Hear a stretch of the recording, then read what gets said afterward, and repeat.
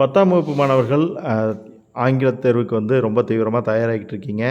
English எக்ஸாமில் எடுக்கக்கூடிய mark வந்து உங்களோட டோட்டலை டெஃபினட்டாக பெரிய லெவலில் ரைஸ் பண்ணும். உங்களோட டோட்டல் 490க்கு மேலே வர்றதுக்கு மிக முக்கியமான காரணமாக இருக்கக்கூடியதில் இங்கிலீஷ் எக்ஸாமும் ஒன்றா இருக்க போகுது. இந்த இங்கிலீஷ் எக்ஸாமில் மார்க் ஸ்கோர் பண்ணுறதுல மிக முக்கியமான இம்பார்ட்டன்ட் போர்ஷனாக இருக்கக்கூடியது வந்து ப்ரோஸில் இருக்கக்கூடிய பேராகிராஃப் தான். இந்த ப்ரோஸ் பேராகிராஃப்ஸ் வந்து நீங்கள் ரெடியாக இருந்தீங்க அப்படின்னா 10 மார்க் உங்களுக்கு வந்து கையில் இருக்கிற மாதிரி. இந்த பேராகிராஃப் நீங்கள் படிக்கும்போது இதில் இருக்கக்கூடிய விஷயங்களை வச்சு நீங்கள் வந்து 2 மார்க்கில் வர்ற கொஷின் ஆன்சருக்கும் கூட ஆன்சர் பண்ணிட முடியும். பேராகிராஃபும் கொஷின் ஆன்சரும் ஒரு வகையில் ரிலேட் ஆனது தான். இதில் இருக்கக்கூடியது அதில் இருக்கும், அதில் இருக்கக்கூடியது இதில் இருக்கும். அதனால் உங்களால் ஈஸியாக மார்க் ஸ்கோர் பண்ணுறதுக்கான வாய்ப்பாக இருக்கும். நாம் இங்கே என்ன பண்ணியிருக்கோம் அப்படின்னா, பல்வேறு எக்ஸாம்ஸில் கேட்கப்பட்ட பிடிஏ கொஷினாக இருக்கட்டும், மாடல் கொஷின் பேப்பர்ஸாக இருக்கட்டும், அல்லது annual exam question papers, half yearly revision, இதில் எல்லாம் கேட்டிருக்கக்கூடிய கொஷின்ஸில் இருந்தெல்லாம் ஒரு 15 இம்பார்ட்டண்ட் பேராகிராஃப் டைட்டில்ஸ் வந்து உங்களுக்கு தொகுத்து கொடுத்துருக்குறோம். இதில் இருந்து தான் அடிக்கடி எல்லா கொஷினுமே வந்து கேட்டுக்கிட்டு இருக்காங்க. ஸோ இதை படிச்சிங்கன்னா 2க்கு 2 பேராகிராஃப், 10க்கு 10 பேராகிராஃபில் எடுக்கிறதுக்கான வாய்ப்பு நிறையாவே இருக்குது. சரி, என்னென்ன பேராகிராஃப் எல்லாம் இருக்குது அப்படிங்கிறத வந்து நம்ம இப்போ பார்க்க போகிறோம். ஸோ ஃபஸ்ட்டு பேராகிராஃப் வந்து யங் சீகல் தான்.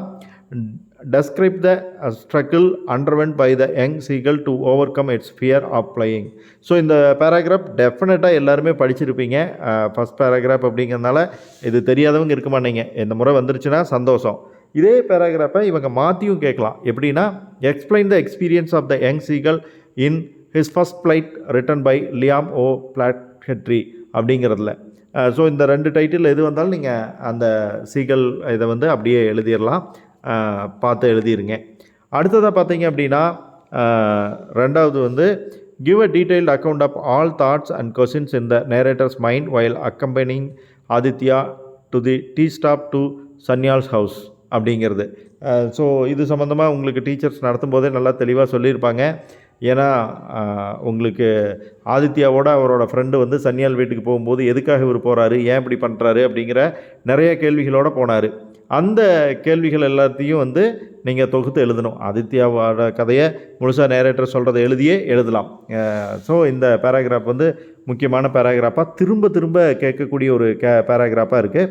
ஃபஸ்ட் பேராகிராஃபும் செகண்ட் பேராகிராஃபும் அப்படி தான் கேட்குறாங்க. ஃபஸ்ட் பேராகிராஃபை பொறுத்த வரைக்கும் எடுத்துக்கிட்டிங்க அப்படின்னா, உங்களுக்கு அந்த சீகல் வந்து எப்படி பறக்கிறதுக்கு பயந்துக்கிட்டு தன்னோட பிறந்த இடத்துலையே பதுங்கிக்கிட்டு இருக்குது, கடைசியில் உணவுக்காக வேறு வழியே இல்லாமல் பறக்குது அப்படிங்கிறத வந்து நீங்கள் எக்ஸ்பிளைன் பண்ணிட முடியும். Man does change with time, what were the various changes that come about in Aditya அப்படின்னு கேட்டிருக்காங்க. காலம் எப்படி வந்து மனிதனை மாற்றுது அப்படிங்கிறது வந்து ஆதித்யாவோட மனமாற்றத்துலேருந்து நமக்கு தெரிய வருது. அதை பற்றி நீங்கள் எக்ஸ்பிளைன் பண்ணணும். ஆதித்யா வந்து சின்ன வயசில் அவர் சன்யாலோட பதக்கத்தை எடுத்துக்கிறாரு. காலப்போக்கில் அவர் திருந்தி சன்யாலுக்கு அதை வந்து அதுக்கான பரிசை திருப்பி கொடுக்கறதுக்காகவும் பதக்கத்தை திருப்பி கொடுக்கறதுக்காகவும் வந்திருக்காரு. அந்த மாற்றம் எப்படி நிகழ்ந்தது அப்படிங்கிறத பற்றி எழுத சொல்கிறாங்க. ஸோ அதை எழுதணும். அடுத்து அதே பாடத்தில் வரக்கூடிய கேள்வி தான் என்ன அப்படின்னு பார்த்தீங்கன்னா, give the brief character sketch of Sasanka Sanyal. Sanyal எப்படிப்பட்ட கேரக்டர் அப்படிங்கிறத நீங்கள் எழுதணும். ஸ்கூல் டைமில் அவர் எப்படி இருந்தார், டீ கடையில் எப்படி இருந்தார், ஆதித்யாவை அவரோட வீட்டில் அவர் மீட் பண்ணப்போ என்ன மாதிரி இருந்தார் அப்படிங்கிறத பற்றி எழுதணும். ஸோ இந்த 3 பேராகிராஃபுக்கும் நல்லா தெளிவாக படித்து வச்சுக்கிங்க. அடிக்கடி கேட்கக்கூடியதாக இருக்குது. அடுத்தது பார்த்திங்கன்னா 5th பேராகிராஃப் எதுனா, right in detail about the selection and training process which the crew underwent. இந்த குரூ வந்து எப்படி செலக்ட் பண்ணாங்க, எப்படி ட்ரைனிங் எடுத்துக்கிட்டாங்க, எந்தெந்த ஏரியாவில் இருந்தெல்லாம் வந்திருந்தவங்க எப்படிப்பட்ட ட்ரைனிங்லாம் கலந்துக்கிட்டாங்க அப்படிங்கிறத பற்றி எழுதுறது தான் இது. அடுத்தது பார்த்திங்கன்னா அதே பாடம் தான். Highlight the factors responsible for the all women Indian Navy crew to carry out their expeditions. இவங்க எப்படி பண்ணாங்க அப்படிங்கிறத பற்றி நீங்கள் எக்ஸ்பிளைன் பண்ணி எழுதணும். அடுத்தது 7வது paragraph.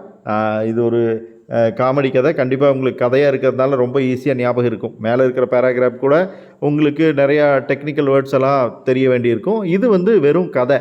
Narrate the search operation made by the policeman in the house. வீட்டுக்குள்ளே போலீஸ்காரங்க வந்ததுக்கப்புறம் அவங்க கதை உடச்சிக்கிட்டு வந்து என்னவெல்லாம் தேடினாங்க, அவருங்க தாத்தாவோட ரூமுக்கு போய் அங்கே என்ன நடந்தது, போலீஸ்காரங்க எப்படி திரும்பி போனாங்க, இதெல்லாம் எழுதுறது தான் இந்த சர்ச் ஆப்ரேஷன் பற்றின பேராகிராஃப். அதுக்கு கீழே இருக்கக்கூடியது describe the funny incident that caused the confusion in the house. என்ன நடந்தது ஃபஸ்ட்டு அவர் இந்த கதை சொல்கிற ஒரு நேரேட்டர் என்ன பண்ணிக்கிட்டு இருந்தார், அவர் என்ன பார்த்தாரு, பார்த்ததுக்கப்புறம் அவர் என்ன செஞ்சார், இந்த போலீஸ்காரங்க வந்து என்னவெல்லாம் நடந்தது அப்படிங்கிறத எழுதுறது தான் வந்து இந்த பேராகிராஃப். ஸோ கண்டிப்பாக இதை நல்ல விதமாக எழுதிடுவீங்க அப்படின்னு எதிர்பார்க்கலாம். அதுவும் ஒரு கதை. அடுத்து வரக்கூடியதும் ஒரு கதை தான், ரொம்ப இன்ட்ரெஸ்டிங்கான கதை அப்படின்னு சொல்லலாம். How did Watson help his friend to arrest the criminal. கிரிமினலை அரெஸ்ட் பண்ணுறதுக்கு வாட்சன் என்ன பண்ணார். ஸோ வாட்சனோட பங்கு இந்த கதையில் எந்தெந்த இடத்துலலாம் வருதோ அதையெல்லாம் எழுதுங்க. அவர் வாட்சனோட எப்படி உதவியாக இருக்கார், வாட்சன் நோய்வாய்ப்பட்டப்போ என்ன பண்ணார், வாட்சன் சொன்னது கேட்டு போய் கல்வெட்டன்கிட்ட என்ன சொல்லிட்டு வந்தார், அதே போல் கல்வெட்டன் வந்ததுக்கப்புறம் இவர் ரூமில் ஒளிஞ்சிருந்து எப்படி ஹெல்ப் பண்ணார் அவனை அரெஸ்ட் பண்ணுறதுக்கு அப்படிங்கிறதையெல்லாம் எழுத வேண்டியது இந்த வாட்சனோட பேராகிராஃபில். அடுத்தது narrate the methods followed by Holmes to trap mister Culverton Smith. ஸ்மித்தை எப்படி பிடிச்சார் இவர், கல்வெட்டன் ஸ்மித் தான் குற்றவாளின்னு தெரிஞ்சோடனே அந்த நோய்வாய்ப்பட்டால் எப்படி இருக்குமோ அதே மாதிரி சாப்பிடாமல் இருந்து தன்னை நோயாளியாக காட்டிக்கிட்டு கல்வெட்டனை ஸ்மித் வாட்சன் அனுப்பி வர வச்சு போலீஸ்காரங்களை வர வச்சு எப்படி பிடிச்சி கொடுத்தாரு அப்படிங்கிறது. அதே கேள்வி தான் அடுத்து வந்திருக்குது. How did Holmes trap mister Culverton to confess the murder. எப்படி ஒத்துக்க வச்சார் அப்படிங்கிறது ரெண்டும் ஒன்றா வந்துருச்சு. அப்போ 14 கொஷின் தான் இருக்கிறதா அர்த்தம். ஓகே ஃப்ரெண்ட்ஸ், நானும் கொஷினை கொஞ்சம் கவனிக்காம விட்டேன். ரைட், இப்போ அடுத்த கொஷின் 12வது கொஷினுக்கு போகிறோம். Give an account of the last day of mister Hamel in school. ஹமீலோட லாஸ்ட் டே எப்படி இருந்தது அப்படிங்கிறத பற்றி எக்ஸ்பிளைன் பண்ணோம். அந்த லாஸ்ட் டேயில் ஸ்கூல் என்னமா இருந்ததுன்னு. இது ரிப்பீட்டடாக எக்கச்சக்கமான டைம் கேட்டிருக்காங்க. ஸோ ஒரு 2 டைம் இதை வந்து நல்லா படித்து வச்சுக்கிட்டு போயிருங்க.